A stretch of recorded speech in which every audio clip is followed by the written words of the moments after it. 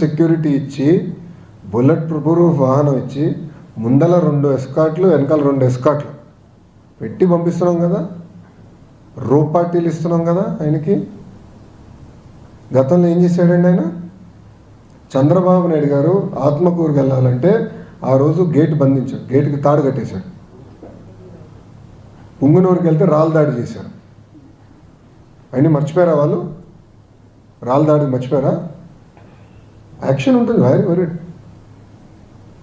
అంటే భయపడుతున్నారు స్వామి. లిక్కర్ అన్ని బయటకు వస్తాయి. ఎందుకు వరి అవుతున్నారు? అన్ని బయటకు వస్తాయి.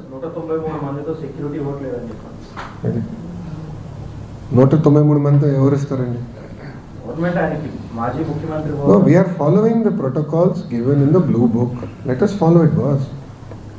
Special dispensation ఎట్లా ఇస్తాం ఆయనకి? We are following. సార్ ఒక మాట చెప్తానండి, మీరు ఒకటి మీడియా వాళ్ళు కూడా కొంచెం దయచేసి అర్థం చేసుకోవాలి. ఎన్డీఏ ప్రభుత్వ అధికారంలోకి వచ్చిన తర్వాత కేటగరైజేషన్ ప్రకారం ఆయనకి ఇచ్చాం. ఆయన